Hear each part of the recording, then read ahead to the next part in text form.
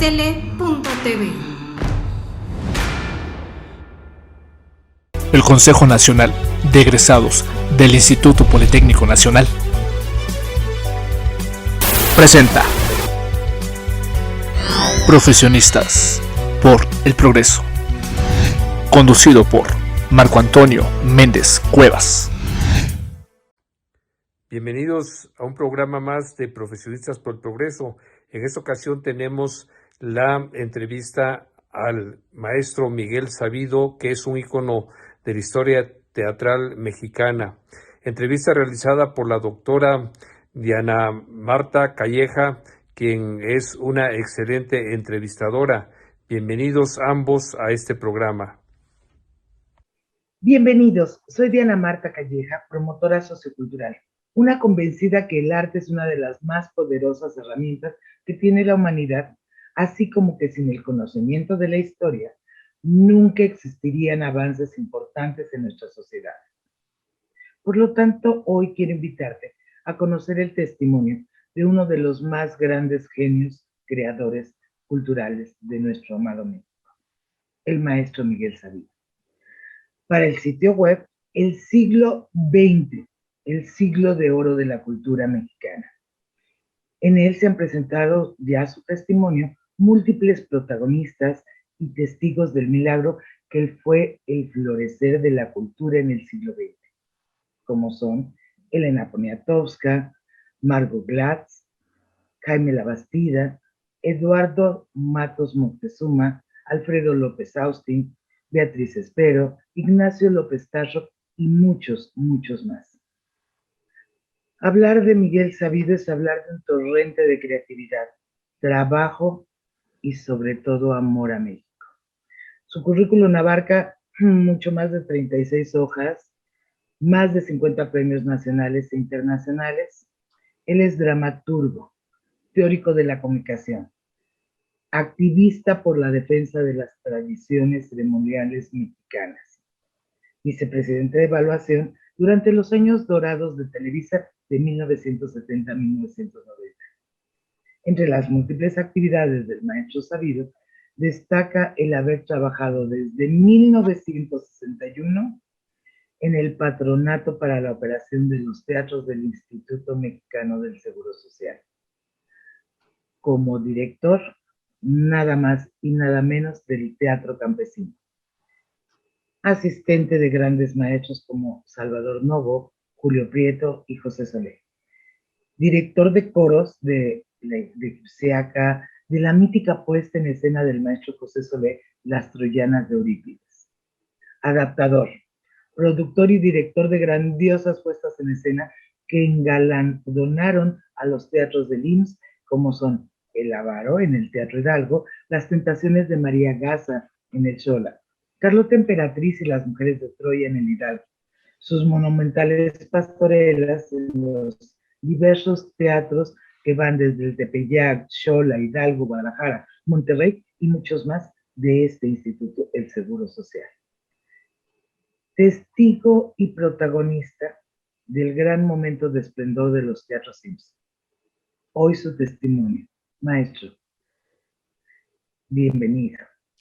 Ya, querida Diana Marta, muchísimas gracias. Me abrumas,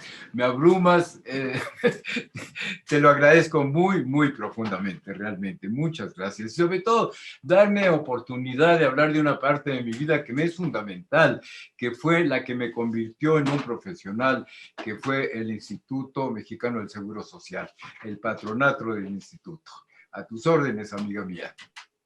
Maestro, ¿cómo conoció usted al patronato de la operación? Sé que debe de tener una historia maravillosa acerca de cuál fue su primer acercamiento con este fenómeno, porque es un fenómeno todo el concepto del patronato. Bueno, yo he tenido mucha suerte en mi vida. He tenido todo tipo de privilegios y los agradezco profundamente. Uno de ellos fue que entré a la Facultad de Filosofía y Letras muy joven, a los 17, 18 años. Fui alumno de Luisa Josefina Hernández, de Emilio Carballido, de Usigli, de Novo, de Wagner. Y Carballido me hizo escribir una pequeña obra de teatro. Yo decía, yo quiero ser director, ¿no? Nada más. Y de repente un día nos dijo, vayan ustedes a ver una obra maravillosa que se llama Marco Polo, que está en el Teatro Xola. Bueno, pues allá vamos, era el año de 60. Pues allá vamos a ver a Pepe Gálvez haciendo, y me quedé estupefacto. Fue una verdadera revelación. El teatro que yo conocía desde niño, pues yo había visto a La Fábregas con Luis Sandrini en Bellas Artes con mi abuela, había visto a La Montoya, a Isabela Corona, soy sobrino de Rodolfo Sigli, y entonces pues nos llevaban a ver sus obras desde muy pequeño. Mi madre fue la mejor amiga de Antonieta Rivas Mercado, estuvo con ella en el Teatro Hidalgo, en el Teatro Ulises, y pusieron Ligados de O'Neill y luego los de abajo del Maestro Azuela. Así es que en mi casa el teatro era una cosa cotidiana. Así es que, pero llego yo al Teatro Xola y me encuentro con algo absolutamente deslumbrante, ¿verdad? Era otra cosa, era una nueva concepción del teatro, eso es lo único que puedo decir, es asombroso. Entonces vi Marco Polo, y de verdad me cambió la vida y la visión, porque yo había hecho teatro universitario, teatro en Cuapa, en los matorrales de Cuapa, y yo sabía que quería ser gente de teatro, pero algo pasaba con Marco Polo y luego con Un tigre a las puertas. Un tigre a las puertas ya lo hizo Nacho López Tarso, y de nuevo, en Marco Polo era toda la corte de China, y luego en El tigre a las puertas pues era precisamente Troya, todo sucedía dentro de Troya, ¿no? Y me seguía asombrando ese tipo de teatro que no hacía nadie en México, que era único del Instituto del Seguro. Y entonces, bueno, pues empecé yo por mi lado ya a dirigir en el Teatro del Caballito, y gracias a Carballido me dieron una beca en el Centro Mexicano de Escritores para escribir teatro. Y entonces, pues...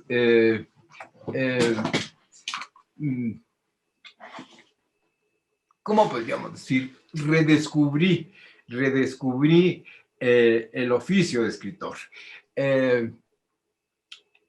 Escribí unas obritas, todavía se siguen poniendo por ahí, por todos lados, unas obritas en un acto, y en el Centro Mexicano de Escritores conocí a Juan Rulfo. Yo era muy descarado, tenía 21 años y era muy descarado, y le dije, Juan, ¿por qué no me haces la adaptación de tu cuento maravilloso Anacleto Morones, para que yo lo ponga en el Teatro del Caballito?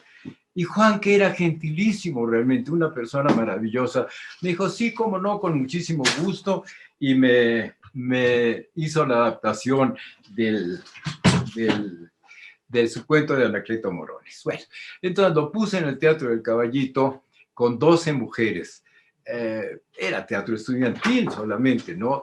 Entonces tuve que llamar a mi madre para que hiciera una de ellas, a mi hermana Irene para que hiciera otra, a Laura Ceguera, Marta Zabaleta, y bueno, pues tuvo un éxito deslumbrante, que yo mismo me asombro al recordar el éxito que tuvo esa puesta en escena. Y el día del estreno fue todo México. Estaban ahí Salvador Novo, Sequizano, Fernando Wagner, bueno, todo mundo. Y Pepe Solé.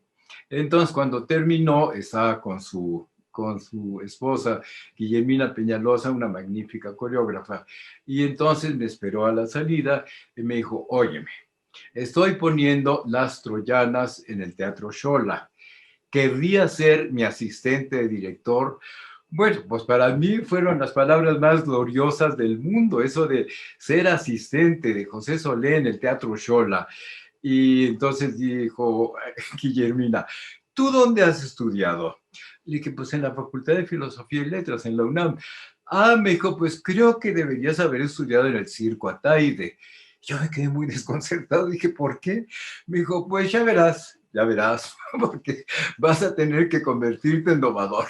Y así fue, porque pues el reparto de Las Troyanas era asombroso, absolutamente asombroso, era algo nunca visto verdaderamente. Ofelia Guilmain haciendo Hécuba, Carmen Montejo Andrómaca, Beatriz Sheridan, Enrique Lizalde.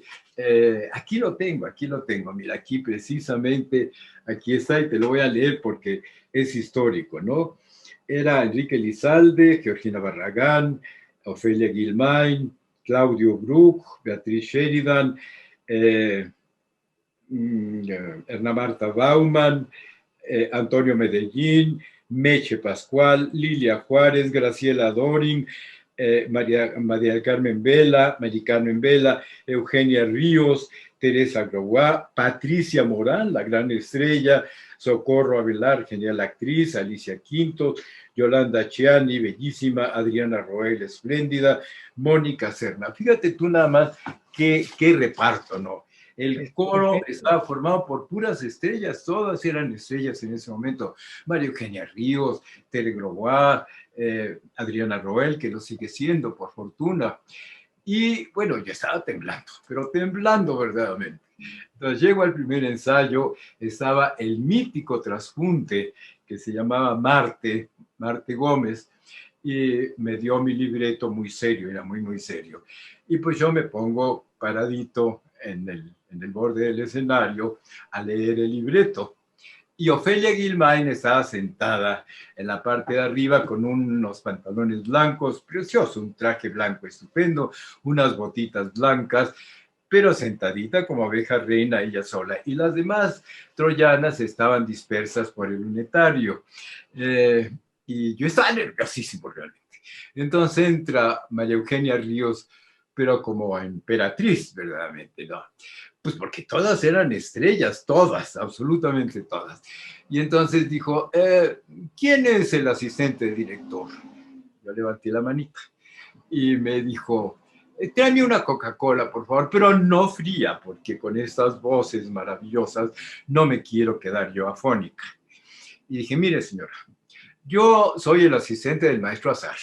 Si usted quiere que alguien le traiga una Coca-Cola, o va por ella, que las venden en el vestíbulo, la señora Irene, o traiga usted una persona que le ayude, pero yo a quien asisto es al señor Solé.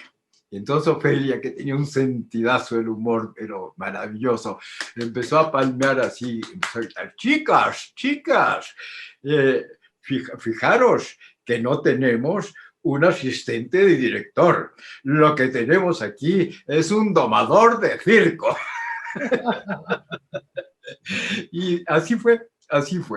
Pepe me dejaba a mí el coro y él se iba a trabajar al vestíbulo con Ofelia, con Carmen, con Lizalde, con Toño Medellín, con Beatriz Sheridan, y yo me quedaba repitiendo los movimientos que había puesto Pepe, por supuesto, ¿no? Y entonces fue una aventura maravillosa, para todos fue una aventura maravillosa, porque aquel, vamos a decir, ese prurito de que yo soy estrella, de Patricia Morán, de Meche, de Adriana, de repente se desvaneció.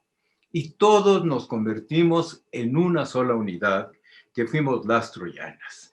Y me tocó ver paso a paso el proceso maravilloso de el maestro Prieto convirtiendo a la puesta en escena en un espectáculo majestuoso, en un majestuoso lugar mítico, en un lugar que no existía, pero que existía y que era dolorosísimo, que era un campo de concentración, una especie de corral, y luego las patas del caballo de Troya, del famosísimo caballo de Troya, levantándose hasta el cielo. Uno no acababa de ver el caballo realmente. Y ahí fue donde yo aprendí, querida mía, porque era yo muy curioso y muy metiche, ¿no? Decía, muy metiche, sabido. Sí, era yo muy metiche. Entonces fui a pedirle al maestro Prieto que me enseñara el secreto. ¿Cuál es el secreto de que estas puestas en escena son majestuosas, dignísimas, únicas en la historia del teatro mexicano? ¿Y sabes cuál es, Diana Marta? Bueno. Los cicloramas del Seguro Social, que infortunadamente han sido destruidos salvajemente, y lo digo públicamente, y con ello han destruido parte de la cultura mexicana. México inventó 2 escenarios en su historia.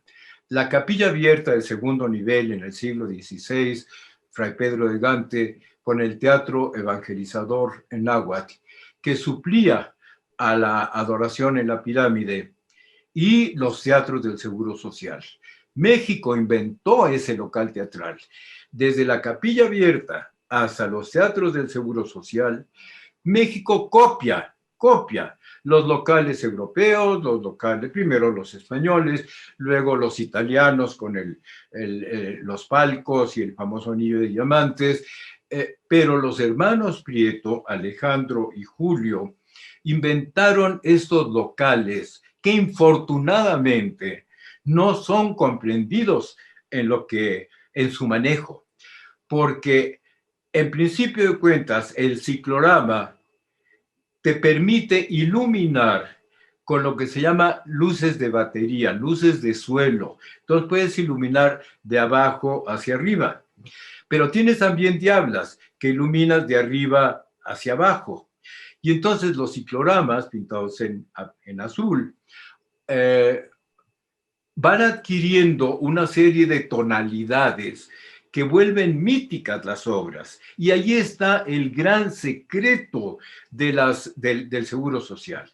En principio de cuentas, escogían obras del gran repertorio universal. Posteriormente, a mí me tocó el privilegio enorme de estar en una de las juntas de producción en la casa del licenciado Coquet. Pues fíjate tú, nada menos que con don Pepe Gorostiza, el más grande poeta de Sor Juana hasta la fecha, que era miembro del patronato, con Salvador Novo, extraordinario, muy contradictoria persona, que podía ser generosísimo o podía ser bastante malo. Entonces, oyendo ahí cómo se discutía con el maestro Prieto, con Pepín Retes, con Pepe Solé, con el maestro Gorostiza, con Novo, con Coquet, qué obra era que se tenía que poner para que los asegurados, los miembros del Seguro Social, los obreros, los campesinos inclusive, pudieran mejorar espiritualmente. Fíjate tú qué concepto de la seguridad social más extraordinario. No se trata nada más de repartir fichas para que vayan a ver a un doctor que está mascando chicle. No, se trata de velar por la seguridad social integral del asegurado. Se trata de que pueda hacer deporte. Ahí están los campos deportivos de la unidad Cuauhtémoc. Se trata de que haga medicina preventiva. Nosotros hacíamos obras de medicina preventiva, no curativa. Se trata de que engrandezca su espíritu con estas grandes obras del repertorio universal. ¡Qué barbaridad! Ni en Suecia, en ese momento, estamos hablando de 1960, ni en Suecia hubo un concepto de seguridad social tan importante, tan humanista, porque eso es lo que era, humanista realmente, de cómo debe ser la seguridad social del asegurado. En lugar de tratarlo como un rebaño que para lo que sirve solamente es ir a los mítines, nada más, se le consideraba un ser humano. Se le consideraba un ser humano al que se le debía respeto y al que había que respetar desde el más humilde de los mexicanos hasta el más culto y el más sofisticado. La prueba es la fotografía esa que tengo aquí junto, el teatro que hacíamos para los campesinos. Ya te hablaré yo de esta puesta en escena, pero todos estos que están aquí son campesinos, todos estos son campesinos. Y se les trataba con el mismo respeto, con la misma deferencia que a los obreros de la ciudad. Entonces, ¿cuál era el secreto de esto? El ciclorama, pero además la teleta que salía de la parte superior del escenario y se extendía 5 o 6 metros, yo pienso. La forma de abanico que tienen los teatros y que se escogía actores y actrices como López Tarso, como Pepe Gálvez, como Felia Guilmain, Carmen Montejo, Patricia Morán, que tenían voces bien colocadas. Porque entonces sucedía un milagro. El actor o la actriz hablaba, y hasta hablaba en susurros, de frente al ciclorama, y la voz subía por el ciclorama, salía por la teleta, atravesaba todo el teatro y llegaba hasta la última fila de los teatros. Tenían una acústica única en el mundo, única en el mundo. Y eso que permitía la majestuosidad en la actuación. Lo hablaba yo con Nacho el otro día y lo hablaba con Patricia Morán. Cómo el placer que les producía a los actores poder hablar con la voz bien colocada, sin gritar, porque Ofelia o Carmen hablaban en murmullos, y de manera tal que la voz rebotaba en los cicloramas, salía por la teleta y llegaba hasta la última fila. Así es que envolvía totalmente al público. Y por el otro lado, lo abstracto de los cicloramas, que te permitía todo juego de luces, sumergía al público realmente en un mundo mítico, en un mundo legendario, en el mundo de Troya, en el mundo de los caballeros del rey Arturo, en el mundo de la corte de la corte de Clitemnestra, etcétera, etcétera, ¿no? Y entonces teníamos en la cabina unas consolas gigantescas que se llamaban consolas Century, que eran lo más avanzado del mundo en ese momento. Y eran grandototas, estaban en una pared completa y estaban llenas de enchufes por todos lados, y estaba el mítico, maravilloso hombre, eran dos, Eduardo Palomino en el Xola y Mariano en el Hidalgo. Y entonces tenían un asistente. Yo veía sobre todo mis puestas, bueno, no mis puestas en escena, sino en las que yo había colaborado, como las troyanas, en la cabina con el maestro Prieto. Y entonces la consola consistía en una serie de clavijas que tenías que sacar y meter. Esto es 60, antes de las computadoras, no había computadoras. Entonces, Palomino, su asistente, yo sacábamos clavijas y las metíamos por otro lado y las metíamos. Y entonces con una infinita suavidad entraban los dímeres y entonces cambiaba majestuosamente otra vez la iluminación de las obras. Entonces, todos estos factores era en lo que consistía el milagro de la gran época de oro de los teatros del Seguro Social. Se conjuntaba la sensibilidad única del maestro Prieto, que verdaderamente era un genio al que México poco se lo ha reconocido, la pericia extraordinaria de Pepe Solé y de Pepín Retes, junto con estos actores majestuosos y estas obras de gran gesto. Entonces, ¿qué es lo que pasaba? Eran espectáculos de gran gesto, de gesto majestuoso, verdaderamente, ¿no? Yo ahí me envicié con el teatro de gran gesto, con el teatro de la voz colocada en su lugar. De ahí nacieron, pues, mi falsa crónica de Juana la Loca, la María Egipciaca, la Soldadera, todas estas obras que yo intento tener ese gran gesto precisamente. Y lo aprendí junto al maestro Prieto.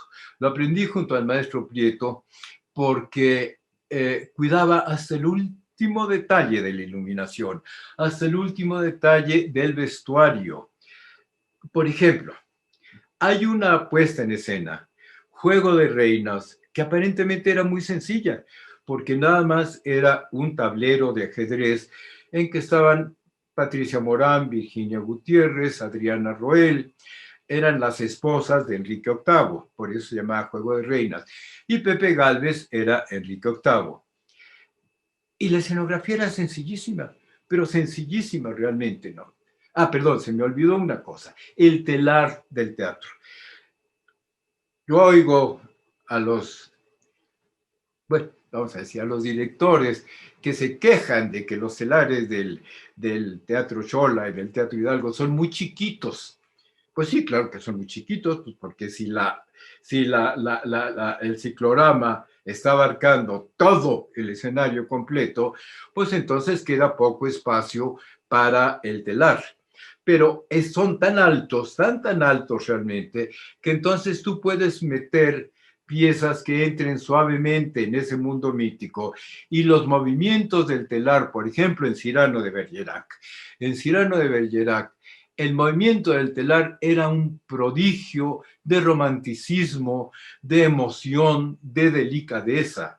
Cuando caían las hojas secas al final, cuando moría Nacho, realmente la gente lloraba. Y lloraba porque caían unas hojas secas de un árbol, fíjate.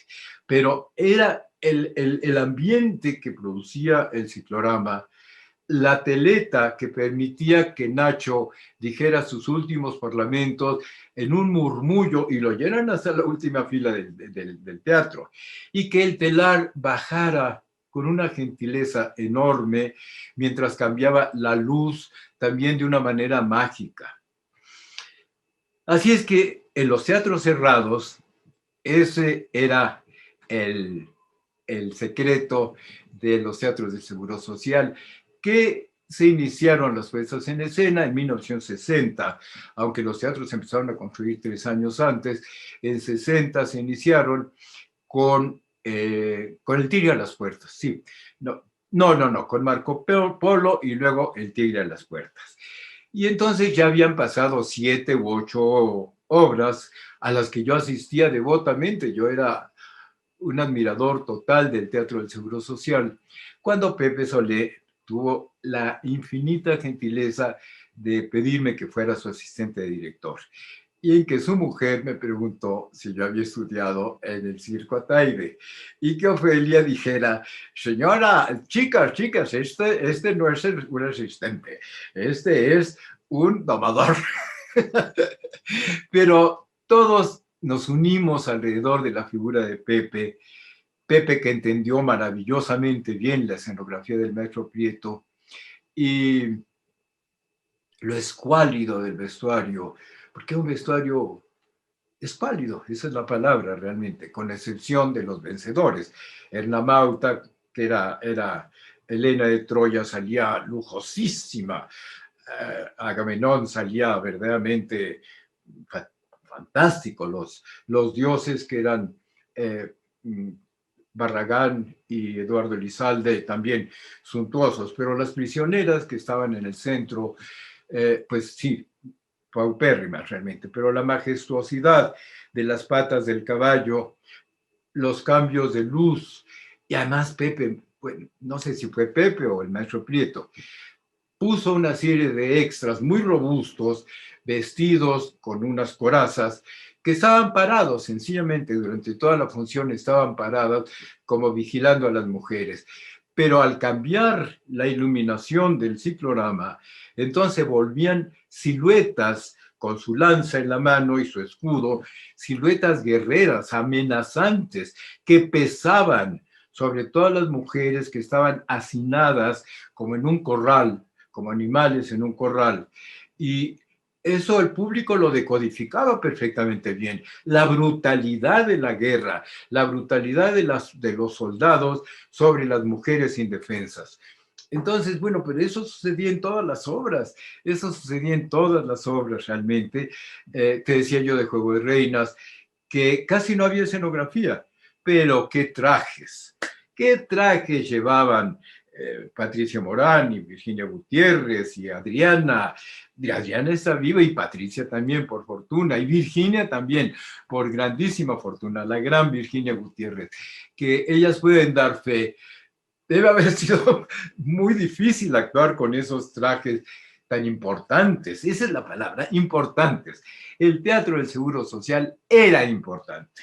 Era importante por todos estos elementos técnicos que yo te digo, y además por un repertorio escogido por don José Gorostiza y por por el maestro Prieto y por el maestro Novo, ¿no? Y discutido con los demás que tomamos parte. Por desgracia, Diana, bueno, por fortuna sobreviven actrices, ¿no? Por lo menos 5 o 6 actrices, Susana Alexander, entre otras, que tomaron parte en todo ese milagro.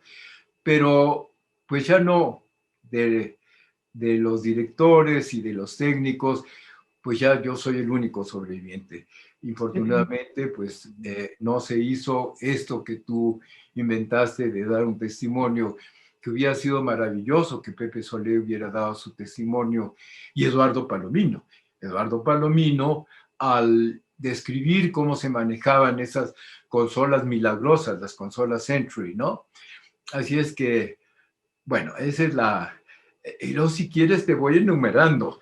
Te No, voy me encanta, enumerando. porque además nos está dando toda esta emoción de cómo era.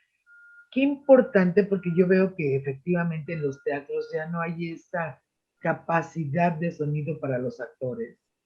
Ese juego de luces maravilloso, que bueno, ahora hay muchas cosas modernas, pero tanta magia que era la unión del técnico con los, como dice, los enchufes, con el juego de luces cuando nos habla de estos guardianes, que bueno, eso es realmente la magia del teatro. Y eso, como nos lo platica Maestro, es espectacular.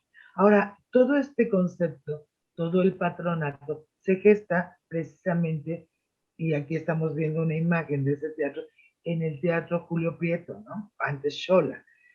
Pero ¿cómo se gesta? ¿Quiénes lo gestan? ¿Qué parte ustedes de todo este avance social de lo que también ya nos habló, pero nos tiene que platicar más, en donde era una, ver al individuo de forma integral, deporte, salud, cultura, música, vida, pero ¿cómo se gesta en este teatro Xola? Platíquenos, maestro. ¿Y quiénes lo Si todo empezó en el Xola, ahora muy justamente llamado Julio Prieto. Ahí dirigió Retes, las primeras obras. Pepe debutó ahí, pero como actor. Y como dijo Salvador Novo cuando hizo la reseña, está publicada aquí esa reseña, dijo, el actor José Solé se convirtió en un eficiente y espléndido director, con lo que ganó el gremio de directores, y no ganó el premio de actores porque era bastante mediocre. Así era de malo el maestro Prieto, ¿no? Y no es cierto. Pepe era muy chistoso. Pepe era un actor muy divertido, como él era en la vida real, ¿no? Me acuerdo que hizo una obra, Romanoff y Julieta, que era desternillarse de risa verlo. Pero qué gran director, y sobre todo cómo entendió la propuesta de los hermanos Prieto, realmente le entendió perfectamente bien. Pepín era un muy eficiente director, realista. Su obra, Una ciudad para vivir, es una buena obra de teatro, la dirigió bien, de una manera realista. No fueron los únicos, ¿eh? También Javier Rojas dirigió La Perricholi, que había hecho primero con Rosenda Monteros en La Unidad del Bosque. Y allí hubo un pequeño enfrentamiento en el Teatro Tepeyac, porque llegó el maestro y La Perricholi la había hecho Javier en el Teatro del Granero, chiquitito, con una Rosenda encantadora, un don Pepe Baviera que estaba soberbio verdaderamente, y Pepe Solé también. Y entonces se la llevan al Tepeyac y resultó muy chiquita, resultó una obra chiquita para la majestuosidad de los teatros del Seguro, ¿no? Y entonces llegó el maestro y dijo, no, aquí hay que colgar del telón, y y en 2 días convirtió aquella pequeñísima obra de 5 personajes que se había hecho El Granero en un gran espectáculo, en un gran espectáculo. Ahí es donde mi experiencia pues realmente es invaluable, porque yo lo viví, estaba yo junto del maestro siempre, todo el tiempo estaba detrás de él. Él tenía un asistente magnífico escenógrafo, Máximo Tizoc, pero yo era de estar con él todo el tiempo tratando de aprender realmente, ¿no?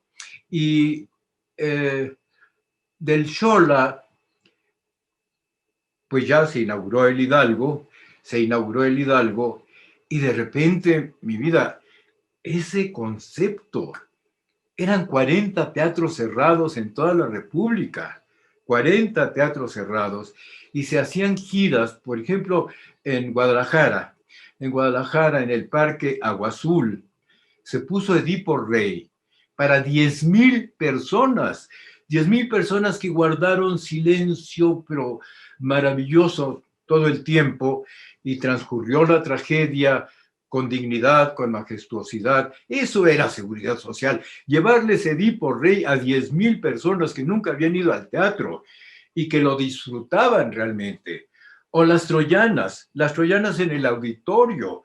Las hicimos en el auditorio. Yo estaba aterrado, verdaderamente. También 10,000 gentes viendo el espectáculo. Todo el mundo callado durante todo el tiempo. El gran momento emotivo era cuando Carmen Montejo despedía a su niño de 6 años que lo iban a asesinar los griegos, ¿no? Hacían acte. Bueno, Carmen dijo su monólogo, no se oía el ruido de una mosca en todo el auditorio, una cosa asombrosa, un respeto profundo al asunto, ¿no? Entonces, se empezó a extender en esos 40 teatros y se empezaron a hacer giras. Yo hice una gira con Troyana, pues de 20 ciudades, fuimos a todos lados y en todos lados la gente respondía. ¿Por qué? Porque lo hacíamos en los teatros del Seguro, porque respetábamos esa propuesta técnica única en la historia, porque los cicloramas estaban completos. Ahora, Diana, ningún ciclorama en la República, ni uno, está completo, ni uno. En ningún teatro ahorita. Les quitaron las grandes paredes que las cerraban, ¿no? E inclusive en el teatro, en el Xola, no voy a decir qué director, porque además era mi amigo, pero mandó a hacer un boquete en el ciclorama porque uno de sus actores, como era Stanislavskiano, no sentía salir de lado, sino que tenía que perderse en la lejanía, y para eso le hicieron un hoyo al ciclorama, ¿no? Tendría que haber un folleto, tendría que haber un manual.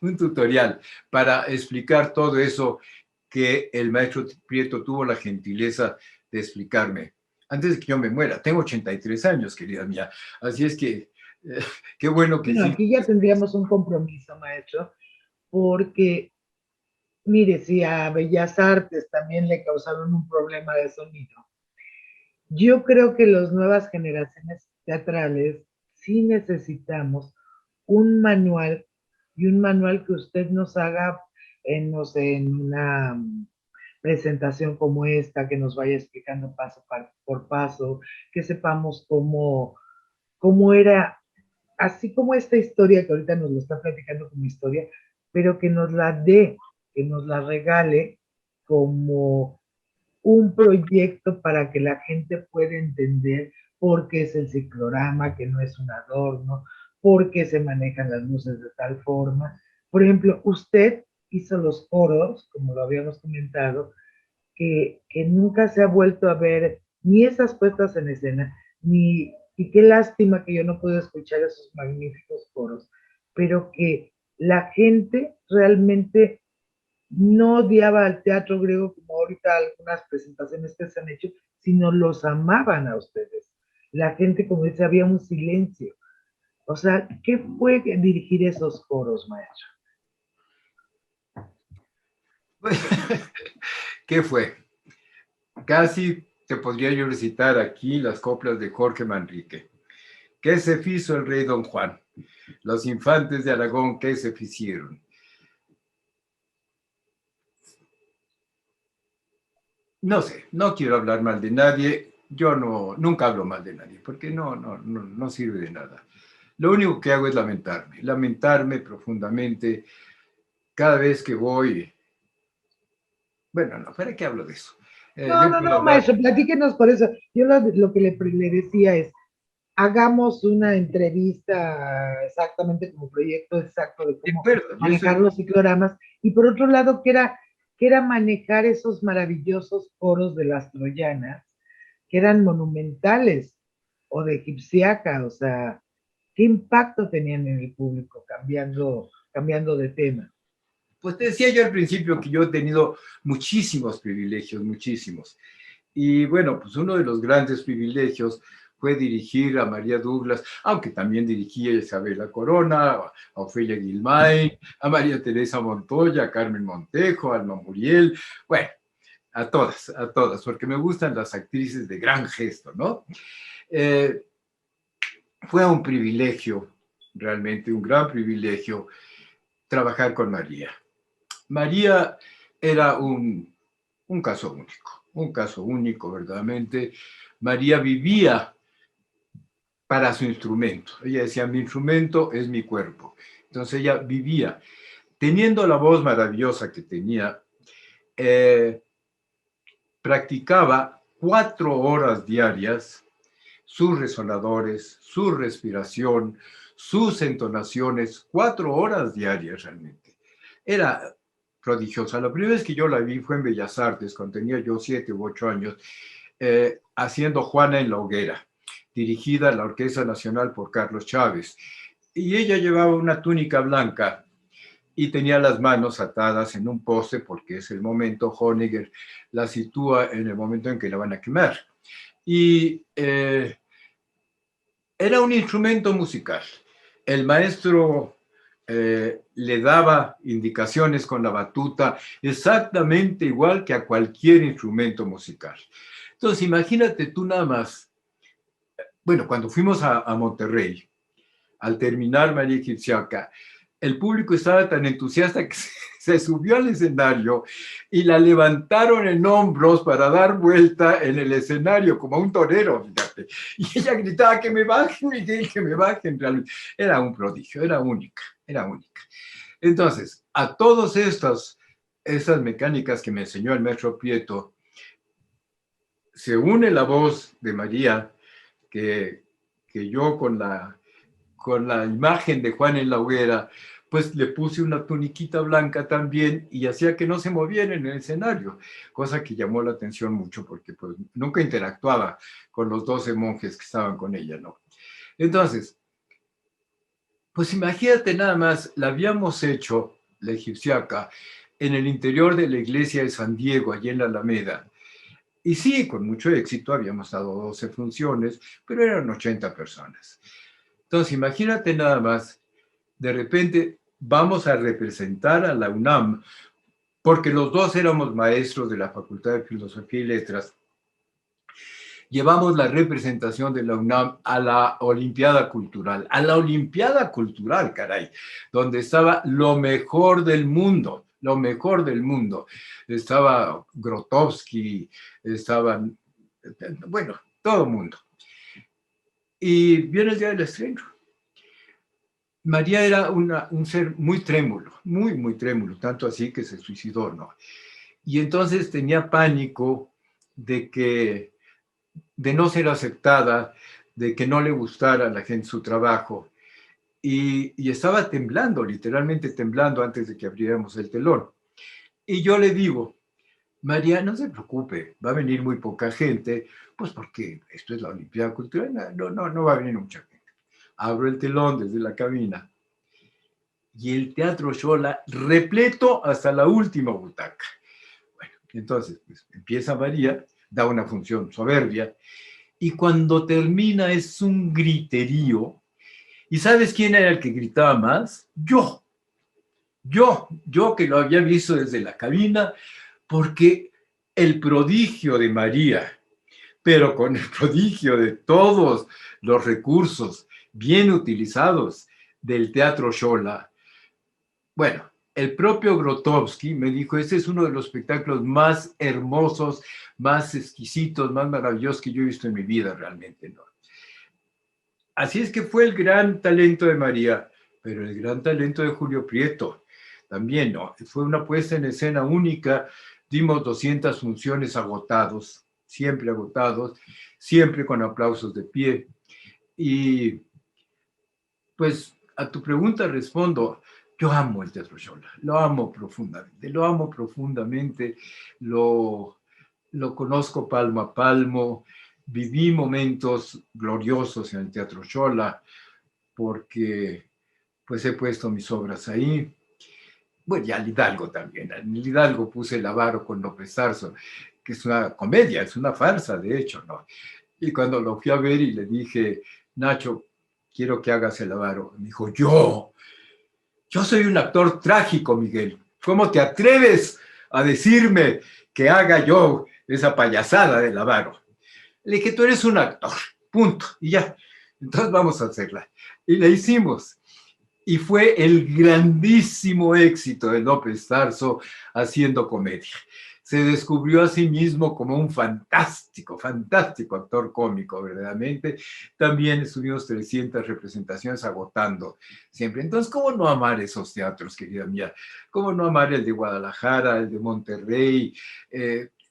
Todos ellos, todos los amo, los respeto. Un día anunciaron que iban a tirar el Teatro Hidalgo porque necesitaban un estacionamiento más grande para las oficinas del Seguro Social. ¿Y sabes qué hice? Yo entiendo que es melodramático.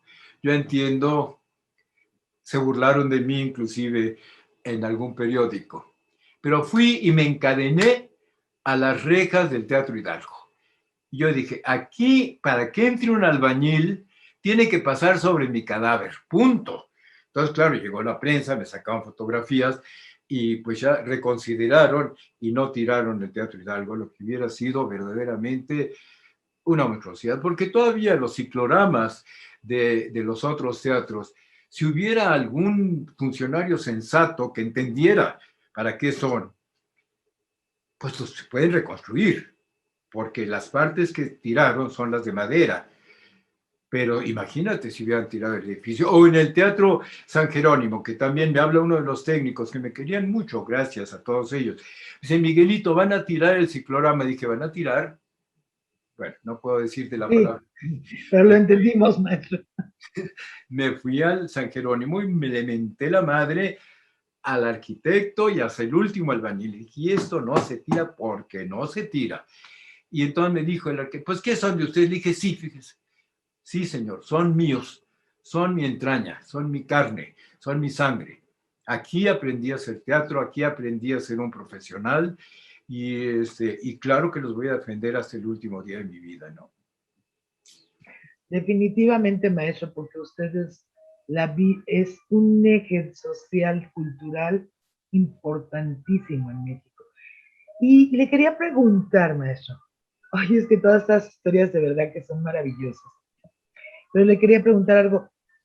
¿Quién es el maestro Garibay? ¿Qué relación tuvo con él? Porque yo sé que es uno de sus pilares importantes. Entonces, por favor, platíquenos, maestro, del maestro Garibay. ¿Quién es? ¿Cómo se relaciona usted con él? Bueno, el padre Garibay, el padre Ángel Garibay K. Quintana, el primer gran filólogo mexicano, el que recuperó la literatura náhuatl. Sin el padre Garibay no hubiera existido Miguel León Portilla ni Alfredo López Austin. Fue el gran maestro de esa generación, el gran maestro, uno de los hombres más notables que han habido en la historia de la cultura mexicana. Y con el respeto de todo el mundo, por supuesto. Y entonces resulta que yo en la facultad, pues vi que había un seminario de tragedia griega, fui y me metí, tenía yo 17, 18 años, y era él. Era el hombre de peor carácter del mundo, verdaderamente. Nunca ha habido una gente con peor carácter que él, y así lo describía el doctor León Portilla también, y todos sus alumnos lo adorábamos, pero qué carácter tenía terrible, ¿no? Y entonces, pues empezó a hablarnos de Thespis, del teatro, y dijo, hay un teatro ritual popular mexicano, griego. Yo levanté la mano y dije, perdón maestro, pero también hay un teatro ritual popular mexicano. A mí me llevaron a bailar a Chalma a los 6 años y me enseñaron la danza de los 12 pares de Francia, que es una obra de teatro, es una representación totalmente. Es un teatro ritual, las pastorelas, los carnavales, las pasiones, el 5 de mayo, etcétera, etcétera. Se dio un golpe en la frente, me dijo, tienes toda la razón. Y te voy a poner una manda. Yo no soy católico, ¿eh? Te voy a poner una manda. Vas a estudiar ese tipo de teatro el resto de tu vida. Y pues mira, estoy terminando un libro que se llama México Laberinto, dedicado precisamente a todas mis experiencias en las reconstrucciones del teatro evangelizador en náhuatl. Por ejemplo, el día del juicio final en Tlatelolco, con 400 actores hablando en náhuatl. Pero el padre, además de que asistía a su seminario y nos conocimos, era mi vecino en la colonia industrial. Y además tradujo del griego, directamente del griego, porque hablaba un griego perfecto, un latín perfecto, un alemán perfecto, un francés, un inglés, un italiano, un portugués y además un náhuatl perfecto. Tradujo directamente del griego todas las tragedias griegas. Tradujo a Sófocles, tradujo y por supuesto a Eurípides. Y entonces, pues fue, el seguro decidió que iba a poner su traducción de Las Troyanas, que dirigió Pepe, y pues yo había sido su alumno, era su vecino, y pasé por enfrente de su casa, me lo encontré, vivíamos a una cuadra de distancia, en la colonia industrial. Le dije, oiga, mi maestro, ¿por qué no ha ido usted a ver su traducción de Las Troyanas? Me dijo, porque no sé cómo. Dije, bueno, si quiere yo paso por usted y lo llevo en mi cochecito, pero tengo que llegar antes, ¿no? Dijo, bueno, pues está muy bien. Entonces lo llevé y le reservé un asiento en la quinta fila, pues imagínate, el padre Garibay. Y dijo, no, yo ahí no quiero sentarme. Me quiero sentar en un pasillo, porque si me aburro me salgo. Entonces, pues la senté en un pasillo. Va pasando todo, iba marcando con el dedo el ritmo de su traducción para ver si lo decían bien los actores, ¿no?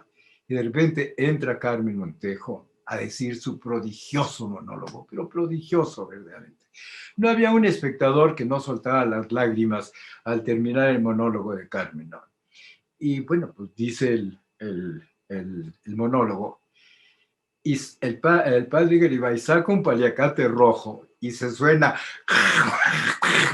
de lo más estruendoso, verdaderamente, y todas las troyanas, pues que tenían que ser una actitud de respeto profundo, se ponen el manto en la cara y se tiran al suelo a carcajearse porque había sido verdaderamente una irrupción total la del padre. Bueno, entonces se enamoró de cómo decía Carmen el monólogo. Entonces me hablaba por teléfono, decía, llévame al teatro. Entonces ahí iba yo, lo llevaba al teatro y decía, quiero sentarme aquí.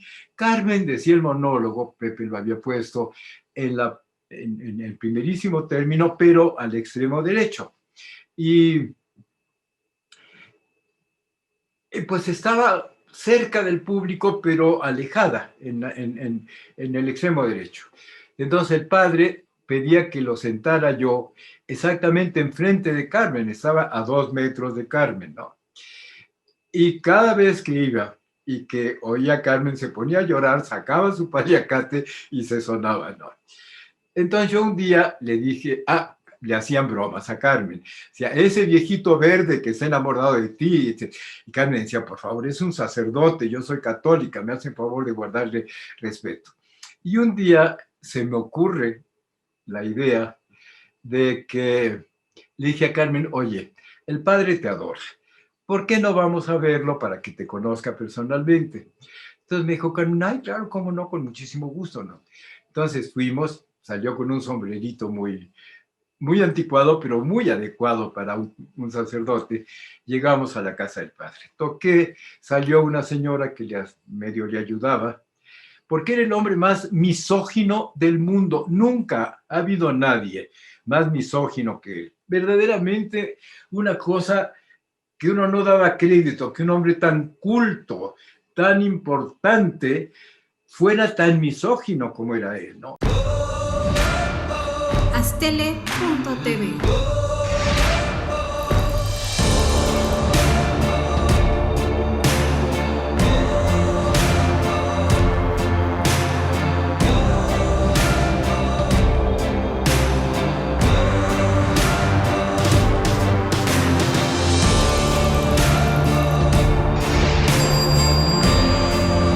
Aztele.tv.